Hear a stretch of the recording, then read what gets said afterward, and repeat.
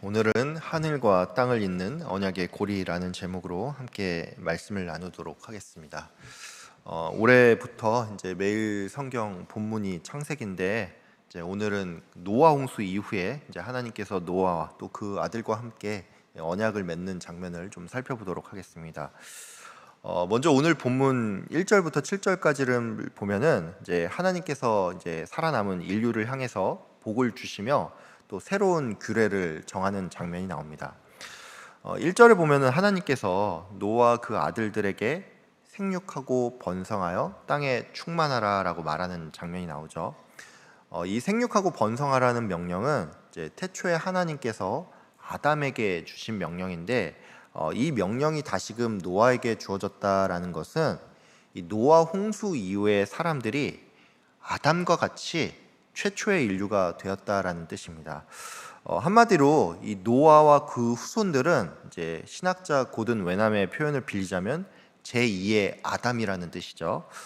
하나님께서는 이처럼 생육하고 번성하라는 명령 뒤에 이 땅과 바다의 모든 동물들이 너희를 두려워하게 될 것이며, 식물뿐만이 아니라 동물 또한 너희의 먹을 것이 될 것이라는 이런 말이 나오는데, 이 부분은 이제 사실 우리가 조금만 생각해 보면 알 수가 있지만, 인류가 이 땅에서 살아남기 위해서는 꼭 필요한 것이며 또 굉장히 세밀한 하나님의 배려라고 할 수가 있습니다.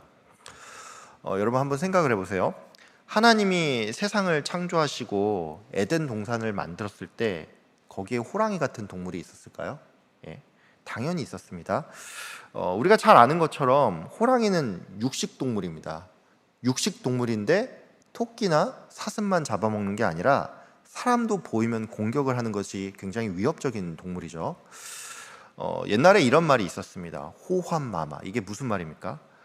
호랑이 때문에 당하는 환란이 마마, 즉 천연두 같다라는 얘기죠. 한마디로 이 호랑이랑 표범 때문에 죽거나 다치는 사람이 하도 많아서 이런 말이 나온 건데, 여러분 그러면 이 호랑이가 처음부터 인간에게 위협적인 존재였을까요? 창세기 1장 28절에 보면은 하나님께서 아담에게 땅을 정복하고 생육하며 번성하라라는 명령을 하면서 이 땅과 바다의 모든 동물을 다스릴 수 있는 그런 권한을 주셨습니다. 이건 다른 말로 타락 이전의 에덴 동산 안에서는 그 어떤 동물도 감히 아담과 하와의 생명을 위협하거나 또 그들을 공격할 수는 없었다는 얘기입니다. 문제는 이 아담의 범죄 때문에 이 세상이 변하게 됐다는 사실이죠. 아담의 범죄로 말미암아 인간만 타락하고 오염된 게 아닙니다. 모든 피조 세계가 이 최초의 형상을 잃게 됐는데, 정확히 언제부터 또 어떻게 이 호랑이 같은 육식 동물이 인간에게 위협적인 존재가 되는지 이거는 정확하게 알 수는 없지만, 적어도 확실한 사실은 인간의 타락 이후에 이러한 일이 일어났다라는 사실입니다. 즉 하나님께서 노아와 그 아들들을 축복을 하면서 다른 동물이 너희를 두려워하게 만들겠다라는 이 말은 그냥 단순히 이제 인간이 최고의 영장류로서 다른 동물들 위에 있다, 이 정도 뜻이 아니라 실제로 그들이 당장 방주 밖으로 나오는 이 육식 동물들로부터 이 공격을 당해서 대가 끊어지는 일을 방지하기 위해서 하나님께서 세심하게 배려했다라는 그런 뜻입니다. 이와 관련해서 존 메가더는 하나님께서는 야생 동물에게 인간을 두려워하는 본능을 주심으로 홍수 이후에 살아남은 소수인 인류를 보호하셨다라고 했는데, 여러분 이걸 보면 알 수가 있지만 하나님께서는 그가 택한 백성이라면 절대로 대충 넘어가지 않고 이 성도의 모든 상황과 형편을 아주 세심하게 살피고 또 우리를 도우신다라는 이 사실을 꼭 기억했으면 합니다. 육식을 허용한 것도 역시나 같은 맥락에서 볼 수가 있습니다. 학자들마다 인간이 언제 육식을 시작했는지 이에 대해서는 의견이 좀 분분합니다. 노아 홍수 전부터 이미 육식을 했다. 하지만 공식적인 허락은 노아 홍수 이후이다. 이렇게 주장을 하는 학자가 있는가 하면, 노아 홍수 이후에 자연이 크게 변하고 또 인간의 그 신체 변화로 말미암아 이제 육식을 허용했다, 이렇게 주장을 하는 학자들도 있는데, 그게 뭐가 됐든지 간에 육식이 허용된 것 또한 하나님께서 이 인류를 보호하기 위한 이 세심한 배려라고 할 수가 있습니다. 오늘날의 기준으로 우리나라에 폭우가 쏟아져서 홍수가 난다라고 하면은 어떤 일이 일어납니까? 홍수 피해로 이 농작물의 수확이 크게 줄어들고 그러면 그 해의 농산물 가격이 폭등을 하죠.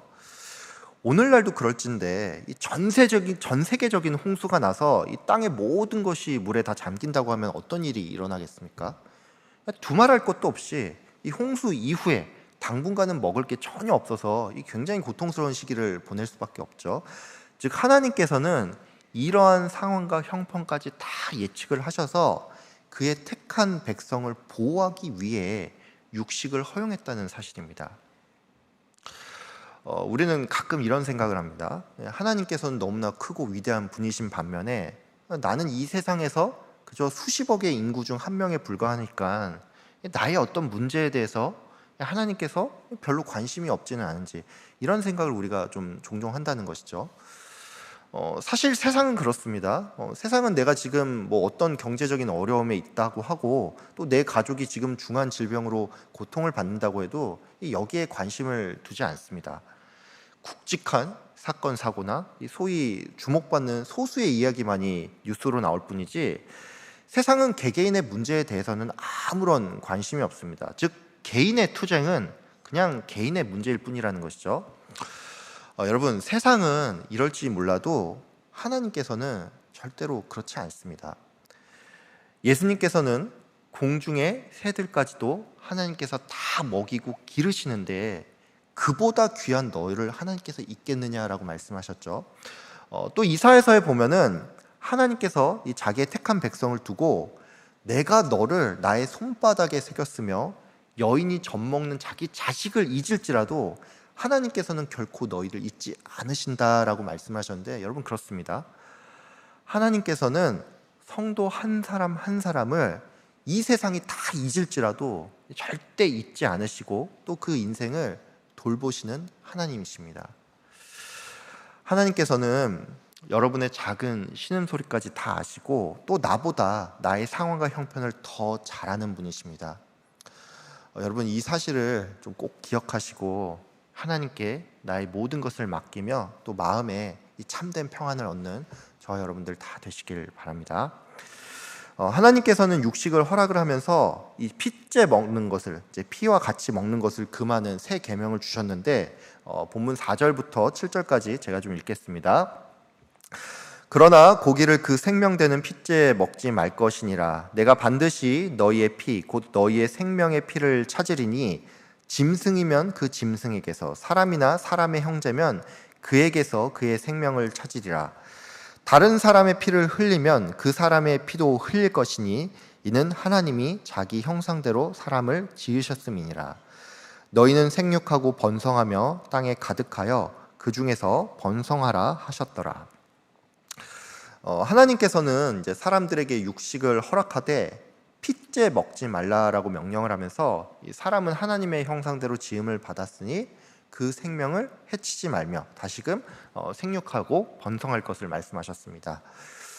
이 고기를 피째 먹지 말라라는 명령은 이제 이후에 시간이 지나서 이제 레위기에서 명문화가 되는데 이 명령은 이제 말 그대로 음식을 먹을 때 피를 빼서 먹으라는 이런 문자적인 뜻만 있는 게 아닙니다. 만약에 이 기준을 이제 오늘날의 우리 성도들에게도 그대로 적용을 한다면 뭐 채식주의를 하는 일부의 성도를 제외하고는 모두가 다 문제가 생기겠죠. 우리가 고기를 먹을 때 피를 빼지 않고 그냥 구워서 먹고 뭐 심지어 뭐 미디엄이나 레어로 드시는 분도 있잖아요. 물론 고기에서 나는 냄새나 육향의 문제로 이제 피를 빼서 먹는 경우가 있지만 오늘날의 성도는 이게 더 이상 유효한 율법은 아니기 때문에 꼭 피를 빼서 고기를 먹을 필요는 없습니다. 근데 이 하나님의 명령은 이제 어떤 의미에서는 여전히 유효합니다. 정확히 어떤 의미냐면은 이 명령의 본의는 성도가 인간을 포함한 모든 생명을 귀히 여겨야 한다는 그런 뜻입니다. 생명체가 그 일정 이상의 피를 흘리면 죽게 되죠. 즉 피와 생명은 불가분의 관계라고 할 수가 있는데 그런 의미에서 칼빈은 이제 이 명령과 관련해서 피를 흘리고 먹는 일이 습관이 되면 결과적으로 사람의 생명까지도 가볍게 여기는 이런 문제를 낳기 때문에 하나님께서는 사람을 포함한 모든 생명을 귀하게 여기라는 의미로 이 명령을 했다라고 이 본절을 설명을 했습니다. 하나님께서는 십계명을 통해서 살인을 금하셨죠. 이것도 역시나 핏째 먹지 말라는 이 명령이 조금 더 발전된 형태라고 할 수가 있는데, 소극적으로 볼 때 이 명령은 이 살인 그 자체를 금하는 명령이기도 하지만, 조금 더 적극적인 관점에서 본다면 이 명령은 우리가 생명을 귀하게 여기는 그 자리로까지 나아가야 한다는 이런 의미를 담고 있습니다. 참고로 그 웨스트민스터 요리문답 135문에 보면은 십계명의 제6계명이 요구하는 바가 무엇인지 이에 대한 질문이 나오고, 이제 이에 대한 답으로서 자신과 타인의 생명을 보존하기 위해 모든 주의를 기울이고 정당한 노력을 하며 사람을 온유와 화평과 친절과 부드러움과 긍휼로 대하라는 이러한 답이 나옵니다. 즉 하나님께서는 그가 택한 노아와 그 후손들의 생명을 사랑하셔서 육식을 허락하시되, 성도는 또한 이 같은 마음으로 생명을 귀하게 여기고, 특별히 이 사람은 하나님의 형상에 따라서 창조된 존재이니 이들을 대상으로는 우리가 사랑과 긍휼을 베풀어야 한다는 사실입니다. 이와 관련해서 우리가 조금 생각해 볼 주제가 있습니다. 어떤 주제냐면, 이 사회가 너무나도 이 자본주의가 뿌리 깊게 박혀 있다 보니까 사람을 볼 때도 이제 돈으로서 가치를 매기는 그런 경향이 있는데, 뭐 실제 이런 예들이 있죠. 이제 특히나 이제 축구나 뭐 야구 같은 그 스포츠 세계에서는 이 선수들의 몸값이라는 게 따로 있을 정도인데, 성도는 이러한 문화에 대해서 이거를 그냥 무분별하게 받아들이면 절대로 안 되고, 특별히 사람을 대할 때 나의 어떤 유불리에 따라서 이 상대를 대하는 것이 달라지면 절대로 안 됩니다.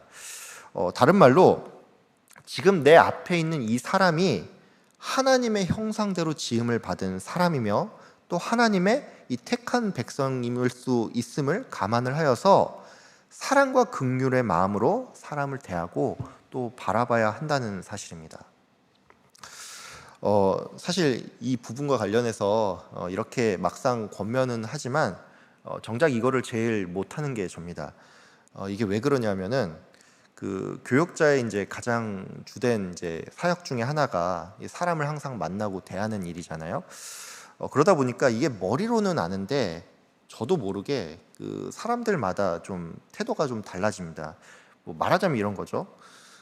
저도 이제 사람이고 감정이 있는지라 저한테 말 한마디라도 좀 따뜻하게 하고 또 매너가 있는 분들한테는 저도 좀 말을 곱게 하는데, 그렇지 않은 사람한테는 약간은 거리를 둔다고 한다든지 또 말을 조금 아끼면서 이 접촉을 피하는 경우가 종종 있습니다. 제가 이 외에도 이제 언젠가 그 아내랑 얘기를 하다가 제가 사람에 따라서 저의 감정과 태도가 정말로 극단적으로 바뀔 수 있다라는 것을 깨닫고 좀 스스로 놀란 적이 있는데, 그게 어떤 때냐면 제가 어떤 특정 인물에 대해서 저도 모르게 이 사람이 너무 꼴보기가 싫으니까 TV에 그 사람의 얼굴이 나오면 이 채널을 바로 돌려버린다든지 뭐 이런 경우가 있는데, 심지어 제가 이런 말까지 하더라고요. 제가 지금 여기 강단이니까 이걸 좀 순화를 해서 표현을 하자면, 저 사람은 천국에서 도무지 만나고 싶지 않다, 뭐 이런 말을 제가 할 때가 있다는 것입니다. 제가 이 말을 하고서는 스스로 흠칫 놀라서는 하나님 죄송합니다, 제가 감히 뭐라고 이런 말을 제가 합니까, 뭐 이렇게 회개를 하기는 했는데, 매번 느끼는 거지만 이게 굉장히 어렵습니다. 여러분, 우리가 이럴 때가 있지 않습니까? 정도의 차이가 있긴 하지만 나의 유불리에 따라서 또는 나의 감정에 따라서 이 사람을 대하는 것이 좀 달라질 때가 있는데, 여러분, 이런 나 자신을 먼저 좀 객관적으로 좀 바라보시고 사랑과 긍휼로서 이 모든 생명을 귀하게 여길 수 있도록 이 마음을 달라고 구하시는 저와 여러분들 다 되시길 바랍니다. 이제 8절 이후부터 이제 마지막 17절까지 볼 텐데, 하나님께서는 노아와 그의 아들들뿐만이 아니라 모든 생물과도 새롭게 언약을 맺으면서 다시는 홍수로 이 세상을 심판하지 않을 것이라고 하면서 그 징표로서 무지개를 보여주셨죠. 이 무지개 언약은 이제 우리가 노아 언약으로서 익히 잘 알고 있는 언약인데, 참고로 이 창조 과학자들은 무지개가 그 노아 홍수 이후에 나타난 것에 대해서 이제 과학적으로 이렇게 설명을 합니다. 하나님이 처음 세상을 창조하셨을 때 물을 궁창 위와 아래로 나누었다라고 했는데, 이 창조 과학자들은 이 궁창 위에 있는 물이 단순히 구름이 아니라 이제 일종의 물층으로서 이것들이 이제 세상에 확 쏟아져 내린 것이 노아의 홍수라고 설명을 합니다. 그래서 이제 하늘에 있는 물층이 다 사라진 후로는 이 세상에 이 태양의 직사광선이 들어오기 시작을 했고, 이 빛이 이제 수증기와 만나서 이제 굴절 현상이 발생을 하면은 무지개가 생겨나는데, 이게 무지개 언약이 발생한 원인이라고 하는 것이죠. 이런 이제 설명은 뭐 그 자체로서 좀 재미도 있고 나름 의미도 있다라고 생각을 하는데, 저는 이런 부분보다는 이제 이 언약이 우리가 아는 것보다도 훨씬 더 감격스럽고 은혜스러운 언약임을 우리가 좀 주목을 했으면 합니다. 하나님께서 노아와 그 후손들에게 무지개의 언약을 맺었는데, 이 언약은 사실 조금 이해하기 어려운 측면이 있습니다. 어떤 부분이냐면, 인간이 잘못해서 홍수 심판을 받은 거잖아요. 그렇다면은 이후에 신과 인간이 맺는 언약은 그 이전의 인류의 잘못을 감안하여서 훨씬 나쁜 언약으로 바뀌는 것이 일반적입니다. 문제는 이런 이 예상을 다 뒤엎고 하나님께서는 앞으로 홍수로 심판하지 않겠다라고 말을 하면서 아담에게 한 것처럼 생육하고 번성하라는 이 명령을 주셨다는 것이죠. 근데 제가 이렇게 설명을 해도 이제 기존의 인류가 잘못한 건 맞지만 노아는 당대의 의인이었으니까 조금 다른 거 아니야? 뭐 이렇게 반문하는 분이 좀 계실지 모르겠습니다. 여러분, 만약에 이제 이런 생각을 하고 계신다고 하면은 이 생각은 이제 반은 맞고 반은 맞지 않습니다. 왜냐하면 노아가 당대의 의인이었다라는 것은 상대적인 개념이지, 이 하나님 기준에서는 의로운 사람이 단 한 명도 없고, 그렇기 때문에 그가 택함을 받은 것은 순전히 하나님의 은혜라는 것입니다. 무엇보다도 결정적인 게 있습니다. 사람이 뭔가 잘못을 했을 때 앞으로 잘할 걸 전제로 새롭게 언약을 맺을 수는 있죠. 예를 들어서 뭐 내 자녀가 잘못했어도 앞으로 잘하라는 의미로 용서도 해주고 또 새롭게 약속을 할 수도 있는데, 참 안타깝게도 이 노아 언약 이후에 아브라함의 세대에 이르기까지 또다시 인류는 이 소위 막장의 길을 걷다가 바벨탑을 쌓으면서 이 하나님을 대적하는 길로 나아갔다는 사실입니다. 여러분, 하나님께서 앞으로 일어날 일을 모르셨을까요? 예? 당연히 아니겠죠. 하나님은 분명히 이 노아의 후손뿐만이 아니라 아브라함 이후에 이 이스라엘 백성들 또한 이 구약 시대 내내 계속해서 반역할 것을 이미 알고 있었습니다. 여러분, 그러면 왜 하나님께서는 그의 후손들이 죄악을 범할 것을 알고 있음에도 이러한 언약을 다시 맺은 걸까요? 여러분, 이것은 하나님께서 이 신약 시대의 성도들뿐만이 아니라 구약 시대 그가 택한 모든 백성들을 또한 예수 그리스도를 통해서 바라보고 있기 때문입니다.